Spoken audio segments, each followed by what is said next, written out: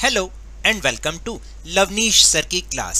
This is Directorate of Education GNCT of Delhi's worksheet number 68, and it is only for 9th class students. It has taken from the subject Social Science Geography, and we will learn and understand and continue the lesson number 5 Natural Vegetation and Wildlife in this worksheet. So students, आज की इस worksheet में भी हम lesson number 5 natural vegetation and wildlife को continue करने वाले हैं. So without wasting our time, let's start and understand with me. So first will take the topic of ecosystem.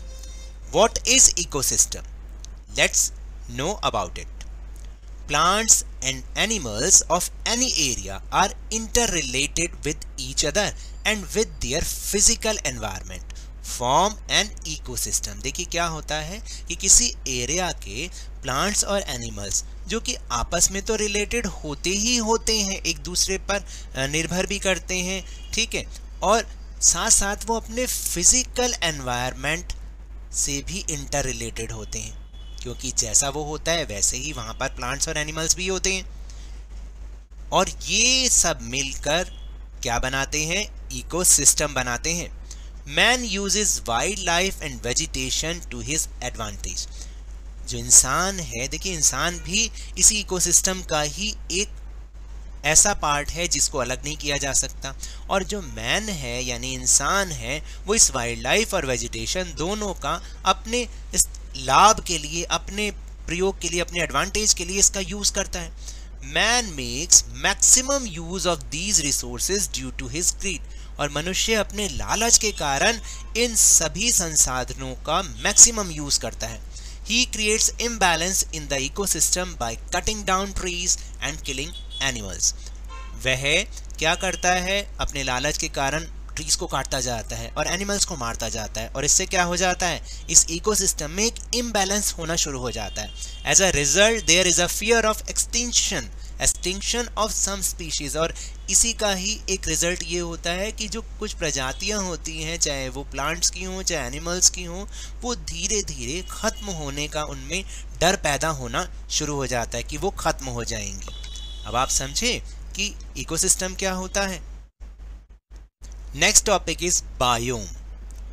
A large ecosystem containing a specific type of plant or animal life on the surface is called a biome. देखिए biome क्या है कि किसी एक type के plant, कोई specific type का plant हो या एनिमल लाइफ हो, और उसका लार्ज इकोसिस्टम, ठीक है, वो इस धरती पर जहाँ पर भी है उसको हम बायोम कहते हैं. यानी हमारे इस धरातल पर किसी एक स्पेसिफिक टाइप का प्लांट या एनिमल लाइफ, उसका जो लार्ज इकोसिस्टम है उसको हम बायोम कहते हैं. Every species contribute to the ecosystem. ये जान लीजिए कि इकोसिस्टम में, इस इकोसिस्टम में हर स्पीशीज का, हर प्रजाति का कंट्रीब्यूशन होता है. So there is conservation is essential. So there conservation is essential, और उनको हमें बचा के रखना बहुत ज़रूरी है, यानी हर प्रजाति का रहना ज़रूरी होता है. Due to the excessive use of plants and animals by humans, the ecosystem has become unbalanced या इम्बैलेंस्ड. देखिए क्या होता है, मैंने अभी ऊपर आपको समझाया था कि मनुष्य के लालच के कारण क्या होता है, वो इन प्लांट्स को और एनिमल्स को बहुत ज़्यादा एक्सेसिव उसका यूज़ करने लग जाता है, जिससे इस हमारे इकोसिस्टम में इम्बैलेंस होना शुरू हो जाता है. And some have disappeared. उसके कारण क्या होता है, कुछ स्पीशीज तो खत्म ही हो जाती हैं, गायब हो जाती हैं, लुप्त हो जाती हैं. The main reasons for the imbalance of the ecosystem is the excessive hunting of greedy traders for their business.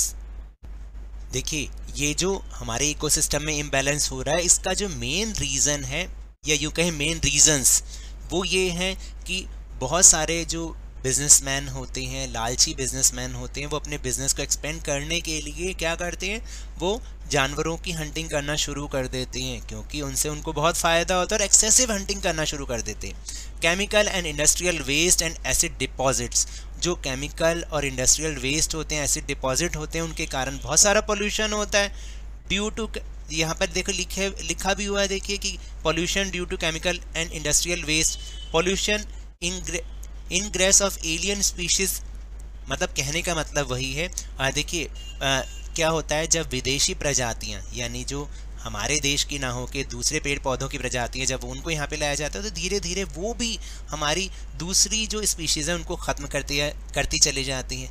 Indiscriminate deforestation for agriculture and habitat is the cause of imbalance of ecosystem.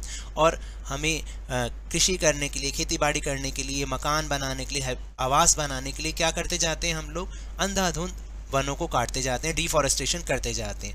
ये सब चीज़ें जो हैं ecosystem में imbalance create करती हैं। We all should understand the importance of natural ecosystem for our survival. हमें अपने सर्वाइवल के लिए इस नेचुरल इकोसिस्टम की इम्पोर्टेंस को जानना ही होगा, समझना ही होगा और समझना भी चाहिए।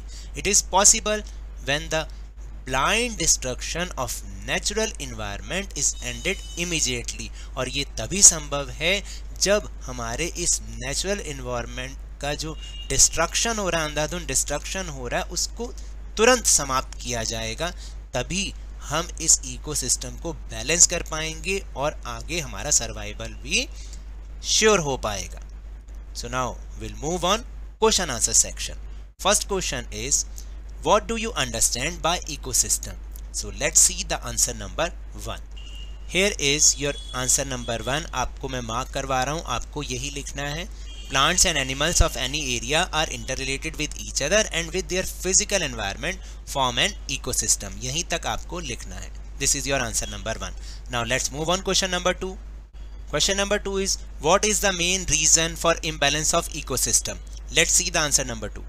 So here is the answer number 2. आपने यहाँ से लिखना है the main reasons for the imbalance of the ecosystem is the excessive hunting of greedy traders for their business. आपको ये नहीं लिखना, ये थोड़ा सा वेस्ट लिखा हुआ है, आप यहाँ से लिखेंगे। सेकेंड पॉइंट आपको लिखना है यहाँ से pollution due to chemical and industrial waste। फिर थर्ड लिखना है पॉइंट यहाँ से ingress of alien species. And fourth लिखना है यहाँ से indiscriminate deforestation for agriculture and habitat is the cause of imbalance of ecosystem. ये पूरा का पूरा आपका आंसर नंबर 2 है, जिसको आपको पॉइंट वाइज लिखना है, ये याद रखिएगा। Now will move on question number 3. Question number 3 is what are biomes? Let's see the answer. So here is the answer number 3. Biome, a large ecosystem containing a specific type of plant or animal life on the surface is called biome. आपको यहीं तक लिखना है इसका answer.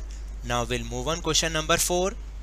Question number 4 is what efforts should be made by mankind to balance the ecosystem? Explain briefly. आपको बताना है कि इकोसिस्टम को बैलेंस करने के लिए मनुष्य जाति को क्या एफर्ट्स करने चाहिए, क्या प्रयास करने चाहिए, उनको हमें एक्सप्लेन करना है बहुत शॉर्ट टाइप में. So let's see the answer. So आपने आंसर लिखना है following efforts should be made by mankind to balance the ecosystem. नीचे लिखे गए प्रयास हमें करने चाहिए इकोसिस्टम को बैलेंस करने के लिए. First is hunting should be stopped, यानी हंटिंग को रोका जाना चाहिए. The pollution caused by chemical and industrial waste should be controlled, यानी केमिकल और इंडस्ट्रियल वेस्ट के कारण जो पोल्यूशन हो रहा है उसको कंट्रोल करना चाहिए. And third one is indiscriminate felling of forest for agriculture and residence should be stopped. तो आपने यहाँ पर ये लिखना है कि देखिए कृषि के लिए और आवास बनाने के लिए जो हम अंधाधुंध कटाई कर रहे हैं वृक्षों की, फॉरेस्ट की, तो उन्हें भी स्टॉप किया जाना चाहिए.